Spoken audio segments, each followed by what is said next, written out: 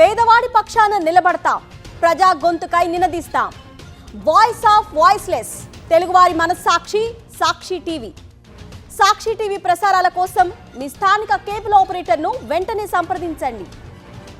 ప్రకాశం జిల్లా పొదిలిలో ఎల్లో తాలిబాన్ల ఇసుక మాఫియా ఆగడాలకు అడ్డు అదుపు లేకుండా పోతోంది. పొదిలికి చెందిన విజయభాస్కర్ అనే వ్యక్తి తన ఇంటి నిర్మాణం కోసం ఆన్లైన్లో ఇసుకను బుక్ చేసుకున్నాడు.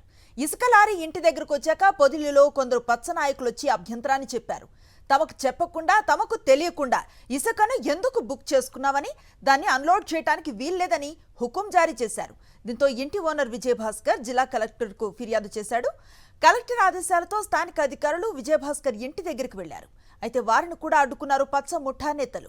తమను కలెక్టర్ పంపారని చెప్పడంతో ఇసుక అన్లోడ్కు అనుమతి ఇచ్చారు ఎల్లో తాలిబాన్లు.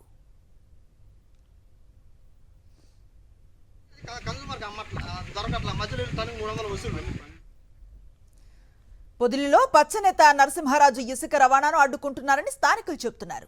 వారికి టన్నుకు 300 కప్పం కడితేనే అనుమతిస్తామని, లేదంటే అక్రమ కేసులు బనాయించి జైల్లో పెట్టిస్తామని బెదిరిస్తున్నారని ఇసుక లారీ ఓనర్ దినేష్ రెడ్డి తెలిపాడు.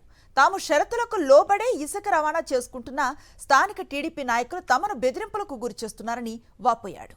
గత కొన్ని రోజులుగా పొదిలి పట్టణంలో ఇసుక యార్డు పేరుతోటి వచ్చే లారీని టిప్పర్ని ఆపి అక్రమ వసూలుకు పాల్పడుతున్నారు. ఎవరైనా కన్సూమర్ మాకు ఆధార్ కార్డు ఇచ్చి ఇసుక తీసుకొస్తున్నారంటే 2-3 కుర్రోళ్ళని లారీ కాడికి పంపించి యార్డు తరపున నరసింహరాజు అనే వ్యక్తి భయభ్రాంతులకు డ్రైవర్ని కట్టుకొని భయభ్రాంతులకు గురి చేస్తున్నారు. టన్నుకు 300 ఇస్తే మీరు పడేసుకోవాలి, లేకపోతే పొదిలి పట్టణంలో ఎక్కడ పడేయడానికి వీలు లేదు.